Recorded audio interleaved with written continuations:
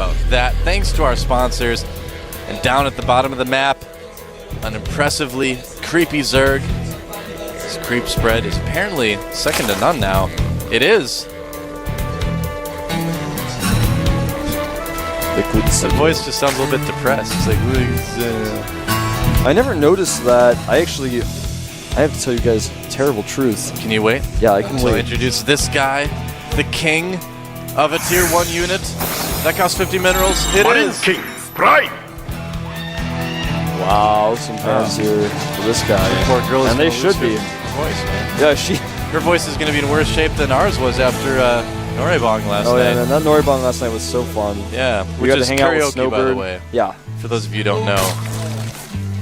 You say, like, my throat was sore after something that ends with bong, and people like get completely different ideas. No, it's karaoke.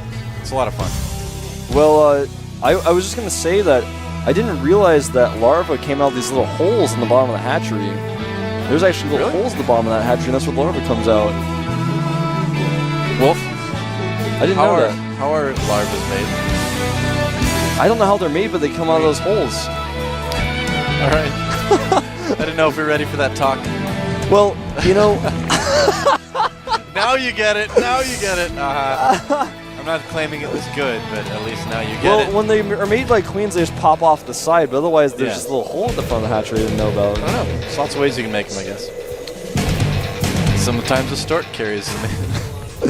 MarineKing went gas first, we didn't mention, but you guys saw that, and I'm kind of curious to see what he's going to do. Hatch first for Zenio, then gas. Looks like he wants to get Zergling speed pretty quickly. Might decide to use it for roaches, but I doubt that. You don't see that very often. No, not quite often. Yeah, factory right away, using that gas first to his advantage.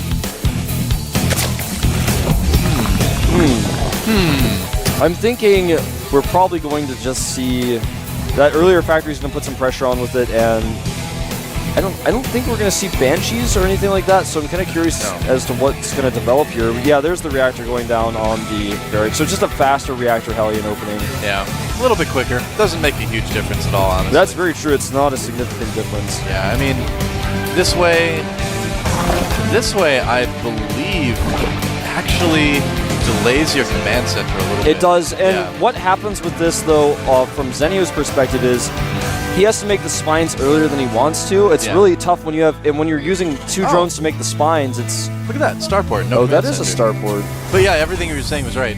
Go on.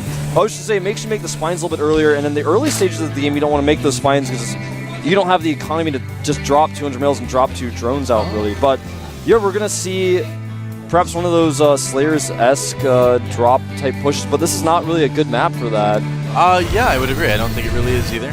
We actually saw Zenio pull guys off gas. Legend showed us that just a moment ago, because he sees what's going on all the time. He can't keep anything from Legend.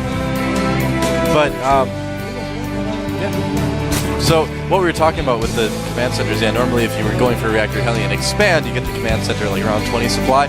But as you can see, MarineKing decided to go for a 1-1-1 sort of opening instead. Yeah, and it is going to be just a dropship coming out here. He's going to use that dropship to elevator his units into the main base. And it's a good technique, but it's just not the best map for it, I don't feel. You know what, though? In this situation, in this best of 3, I like the decision because it's not something that Zenio is going to expect at all, you know? I mean, last game, MarineKing played a very slow, methodical, scientific mech game, and this game he's going to play a really fast-paced, aggressive, micro-intensive opening. So we're really seeing the diversity that MarineKing has in styles, and we'll have to see if Zenio can handle it. He's getting the Roach it's going to be War. tough, man. He's just got that Roach War on the way. He made as many circles as he could, but look at those drones transferring into their deaths. Oh, nice surround by some Zerglings there, but is it going to be enough Zerglings? He does take out the Marines, all except for 2. That's a great start for Zenio. Absolutely, that was really key for him to get those Marines, but more Marines are rallying in here. Oh, he's got to be so careful.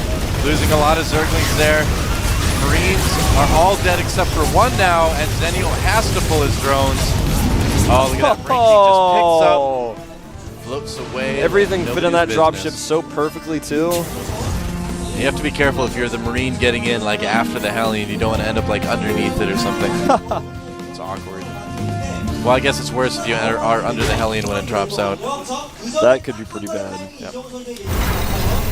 Well, how is it that you can only drop units out one at a time, but you can pick them up all at once? I don't know. Because it's better that way. That's one of life's biggest questions. It's just plain better. Yep. And we have got some more aggression from MarineKing here. And this is going to be really tough for Zenio to deal with. No spines yet. Oh, losing a couple queens there too. Oh, this is looking really bad for Zenio right now. I'm worried. Oh, no. Yeah, he's going to lose all of his drones here, and I think this might be the end. GG, MarineKing. Well, that was pretty quick. Man, MarineKing taking a really fast 2-0 victory. These last two series, man, I thought it was going to be a little bit longer. Yeah, I thought so too. And I'm a little bit surprised that attack went so well. I mean, Zenio. On one hand, it's a bad map for the elevator type technique I was discussing, but with the timing of that, and Zenio he didn't have any units. He was like desperately trying to get those Zerglings out, and they were all kind of stuck in the back, and then MarineKing got that good positioning. He did a great surround. He killed all the Marines, and I was like, oh, maybe he's going to hold this, but then the Hellions just were too much. Yeah, you may have been going back to droning a little bit too soon, skimped on the spine crawlers a little bit. Yeah. We've had like some bad luck for players just switching teams recently. Clyde got 2-0'd right after joining Slayers, and now Zenio gets 2-0'd right after joining Team Liquid. Yeah, a little bit surprising. I guess, yeah. It's. I thought it was going to be a longer series than that. Yeah, at least a more interesting one. And I thought that push would do some damage, but I had I don't even think MarineKing intended to end the game with that attack. No, he was like, "Oh, you're just so greedy. You just fell apart and died." I didn't see if he made a command center at the end there. I wasn't watching. Well, the idea behind that push is to cripple your opponent so far that you're like you can just make one. Yeah, exactly. Well, let's take a look at our results from today. It has been all 2-0s in this round, man. July 2-0ing Genius, Curious 2-0ing Monster, Boxer 2-0ing Virus, and MarineKing 2-0 against Zenio. And as far as our winners, look at that. 2 Zergs, 2 Terrans. And just like yesterday, all 2-0s. Yeah. And actually, in all of these cases, except the Monster versus Curious, they were pretty one-sided. All right, so check it out, guys. This is going to be our brackets for the rest of Code A Round 2. You can see we've got a little bit more to play here. You're going to have Yu-Gi-Oh! Versus Keen. Well, I'm not going to read everything on the screen, but you can see that. Look at that. Nest T is going to play. Nest T, that's going to be interesting. And, of course, Finn did defeat Pulp. That was a crazy series. Guys, if you haven't seen that one, definitely go back and watch that. So many good matches in the GSL this season. I love the new format, Wolf. I like it too, man. I like it. It's very good. You can see MC just one game away from getting into Code S. If he beats Bomber there, so it's only either MC or Bomber gets into Code S immediately. Oh, look at that. Boxer versus MarineKing to decide who goes to Code S. Oh, my God. I love it. I love it, man. That is awesome. Can't wait to cast that. Yeah, absolutely. Well, here's more Code A coming up here in the future. Brown versus Zira, Parting versus Killer. That should be awesome PvP. Cezanne versus Happy. Bomber versus MC. That should be a good match. So these guys. Remember, guys, even if they lose, for example, they still go to the up and downs, but we know only one will advance to Code S at that moment. And check this out. I'm so excited. Lenok getting to a GSL Code S finals, but he's got to go up against Jokchi. These are 2 young stars who have a lot of potential, I think, so it's really cool to see them play here in the finals. It's going to be at the Sejong University at Daeyoung Hall. Yeah. It's going to be at 5:10 p.m., so 1 hour early on Saturday. Keep in mind, too, guys, that Jokchi is basically the Lenok of Terran. Yeah. So he's going to be a guy to watch, too. But you know what, Wolf? I'm sad because I'm actually not going to be able to watch the finals live because I will be visiting my family in Minnesota, and they only have 56K dial-up internet there because the nearest town only has 150 people. But it'll be great to see them. And, yeah, this is actually my last cast for the GSL, guys. I am moving back to America to cast for IGN, work on the IPL. I'm going to move to San Francisco, just kind of the better place for the wife and I right now. But I want to say a huge, huge thank you to Mr. Chain, GOM TV, for giving me this opportunity to come here and cast this. It has been nothing but absolutely amazing to get to cast with you and Moletrap back there. It's been completely awesome. All the casters I've cast with, all the people that I've worked with, all of the players, the coaches, all the fans I've met here in Korea. Everyone's just been so nice and so supportive. So thank you from the bottom of my heart, all of you out there watching as well.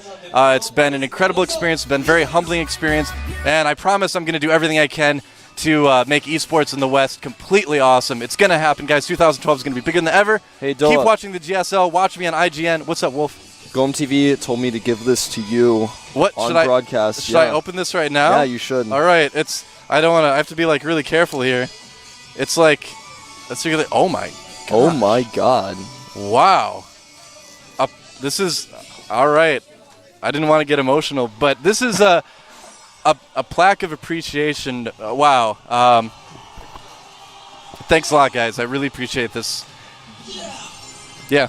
Say something. So I don't have to. Of course, Doa's getting a little bit choked up. He has to leave, and I'm really happy to have casted with you. I wanted to just say that. I'm really sad you're leaving. You know, you and I formed a really great team, and you and I know that. The people on the internet know that. And we're going to cast This isn't the end for me and Doa. Dolph, as it's been called out there, Woa, whatever. We're not over, okay? We're not breaking up. And Doa and I will be casting together a lot in the future, so don't. I'm going to hold up like the GSL trophy. I'm doing the You have to kiss it? All right. There you go. Wow, this is awesome. I love Korea so much. I'm definitely coming back at the very least to visit. I mean, maybe do a little bit of guest casting. Who knows? We'll see what the future holds. But yeah, I just can't thank you enough. And if you're one of the people that didn't like me casting, well, I guess you're happy too. So everybody's happy. It all works out. I guess so. But yeah. Well, these guys are like singing so beautifully. Reminds me of the Noribong last night. I'm going to miss Noribongs. I'm sure they have karaoke in California as well. They do. Don't worry. Well, do you want to wrap things up? I think so. Let's wrap things up, guys. Again, do the winner prediction thing too. But thanks again for watching, guys. This has been the GSL from Seoul, South Korea. This is Doa signing off. I'll see you guys on the next cast.